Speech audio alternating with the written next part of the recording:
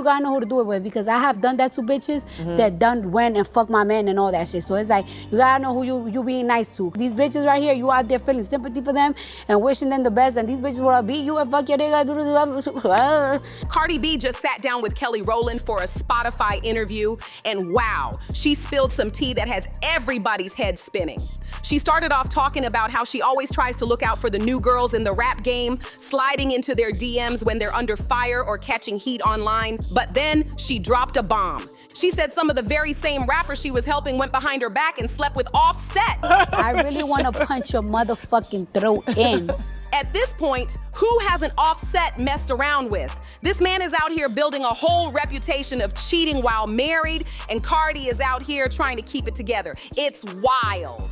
Now, Cardi didn't name names, but you already know the internet detectives are on the case, trying to match clues and figure out which female rapper she's calling out. I can't lie, I'm wondering the same thing too, because this is beyond messy. And that's the real issue. It shows just how cutthroat and shady the music industry really is. These women are supposed to be building each other up, not sneaking around like this. How do you even trust anyone in that circle when betrayal is happening that close to home? Honestly, I can't even be mad at Cardi for saying she's done helping these girls, because if she really got stabbed in the back like that, who wouldn't? Imagine trying to uplift people and then finding out they were sneaking around with your husband. No wonder she's like, I'm not helping y'all anymore. But the real question is, who exactly is she talking about? The guesses are flying everywhere, and I've got my own suspicions. But let's keep it real. Until she names names, we can only speculate. Drop your theories, because this is getting juicy. But while we're on the Cardi B roller coaster, let's shift to her long-awaited album drama. Cardi's been teasing this project forever, and now it's finally supposed to drop this Friday, September 19th. Can you believe her last album, Invasion of Privacy, came out all the way back in 2018? That's 6 years of waiting. No wonder fans have been losing patience. Cardi herself even admitted earlier this year on Instagram Live that the delays were because she was waiting on features. She said she loved those artists, but was frustrated that they were dragging their feet. Now here's where it gets spicy. Yesterday on Twitter Spaces, Cardi revealed that some artists straight up underestimated her. They didn't think the album would matter, so they backed out. Like, imagine being doubted by the same people you wanted to collab with. This album, just like a lot of people that don't like me underestimating this album, a lot of these artists are also underestimated this album too. I have gotten into calls, I have gotten out of my body, because you know I'm very shy. I have hit people up, I have this and that. And people underestimating the impact, well, a lot of people have changed their mind these past couple of weeks. If people underestimated the impact and everything, I can't do nothing about it. One thing I don't do is I'm not gonna beg nobody. So for y'all to be like complaining and like, these are a lot of these artists that have gotten in it on this album, I'm very thankful, I'm very grateful, because you'll be very fucking surprised. So here's the confirmed lineup for Cardi's upcoming album: Cash Cobain, Janet Jackson, Kehlani, Lizzo, Megan Thee Stallion, Selena Gomez. Now that's a solid list.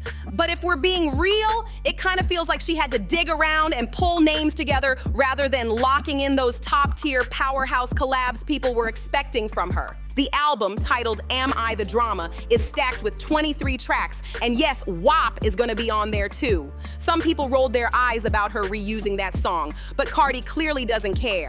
The bigger question is, who are the artists that didn't make the cut? Who were the ones she originally wanted that curved her? That's the tea everyone is dying to know. Don't get it twisted, the lineup is strong. These artists are all talented in their own right. But for Cardi B, fans were expecting jaw-dropping superstar features, the kind of names that shake up the whole industry. Instead, it feels like she had to settle, which makes me think this isn't exactly the album she envisioned. Here's where it gets tricky. Will this project actually live up to the hype? Some people think it'll be solid, but not a blockbuster. And honestly, I agree, because let's be real, for so many artists, that debut album ends up being their biggest moment. Cardi's Invasion of Privacy set the bar sky high, and topping that is gonna be almost impossible.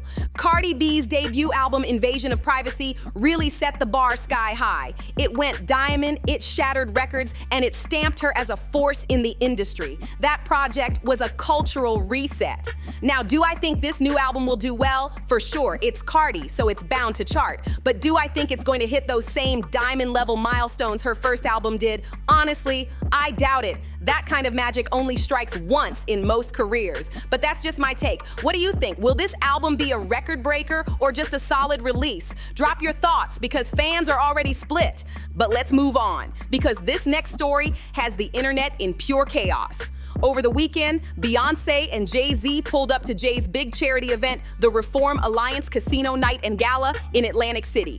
The night was a huge success. They raised $20 million for criminal justice reform, which is incredible, but nobody's talking about the money. So there's Beyonce in this bronze dress, smiling across the table from Ivanka Trump, and the internet lost its mind when that picture dropped. People went absolutely wild on social media because let's be real, Beyonce has been a loud and proud Democrat for years. Just last year, she was out on stage campaigning for Kamala Harris in Houston, rallying the crowd, speaking out, showing full support. So when folks saw her seated all cozy at the same table as the Trump family, yeah, they felt betrayed. Now, some tried to downplay it, saying maybe they weren't really sitting together. But come on, the photo is clear as day. They were right there at the same table. No denying it. And here's where it gets even messier. Because if you zoom in on that same shot, guess who else is sitting there?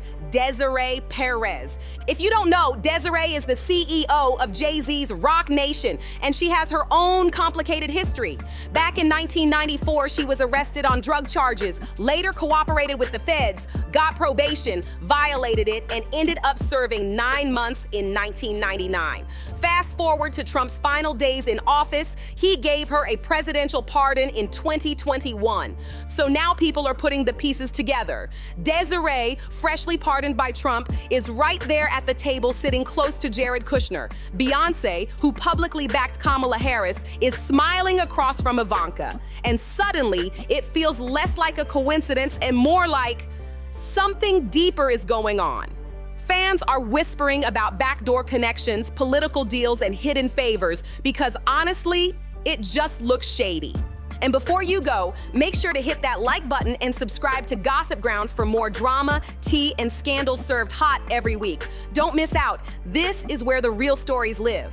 You cancel artists rightfully for performing at Trump's inauguration, but when they're sitting with his daughter at a charity event, there's a bunch of excuses for it. Here's the thing. There's an option to not show how morally bankrupt you are. What gets me is the people commenting willingly say that there's an excuse for, again, sitting with the daughter of someone you have called various names. Either you have to admit that they're not as perfect or as in control of their career as they say, which a lot of people do not want to admit. That is a pretty fucked up thing to do. And since when does conforming to respectability politics align with Beyonce? Isn't that like part of the reason, I know maybe various people have thought that she conforms to it, but isn't that kind of one of the cool things about her, how, white society, like in country music didn't accept her, so she went on to make an entire album that's very good, but I don't know. It is astonishing to see how many of you guys actually do not have a backbone. And yes, I'm talking to you, the person who cannot let go of their parasocial relationship with these celebrities. Beyonce was seen sitting at a table with Ivanka Trump and the Kushners, right? And you still have the Beehive, or people just trying to make sense of why is she at the table? Why is she interacting with these people? Why is she Beyonce the billionaire? I love Beyonce down, but guys, these are still capitalists. They are billionaires. This is the same Beyonce who knows how many people are economically struggling and is releasing sacred after tour after everything. Beehive and Taylor Swift fans are the exact same because y'all are mooching up to the butts of these celebrities who do not give one single fuck about you. Not to mention that they have zero backbone themselves. They don't speak up to anything. Beyonce has so much money. Jay-Z has so much money. All these people have so much money, yet they don't use it in ways that could actually benefit society. And this is one of the reasons why I struggle to even be friends with most people, because y'all just don't have anything. You don't stand for anything. You don't stand for anything, so you fall for everything. Why are you trying to rationalize why Beyonce is sitting with these people? She is one of them. It is not like race against race. It's literally money against poor. That's what it is. Obviously, there are races on top of it, but money can save you from a lot of things, especially when you are a billionaire. You are no longer part of the oppressed class. I'm sorry, you're not. In theory, yes, you are. But Beyonce does not, You guys, we have to do better. But honestly, I've lost all hope. I think that there is no waking up from this nightmare. Fans are not happy with Beyonce after she sat with Ivanka Trump in Atlantic City. People have been saying it's always guilty by association until it's their fave. A user here said, weird how Beyonce fans attack Taylor Swift for being guilty by association, but now are silent when it comes to Beyonce. People even brought up the fact that Beyonce was supporting the Buffalo Soldiers by wearing their shirts, and you can read the text here. A lot of fans are very upset because they said that Beyonce campaigned for Kamala Harris, for a while, and they don't like the fact that she's aligning herself with MAGA. Then there's more tweets here, people saying this exaggeration with USA aesthetic was always weird, but so obvious. People even went to the extent of putting up old pictures of Trump and Beyonce together. And this picture triggered it all.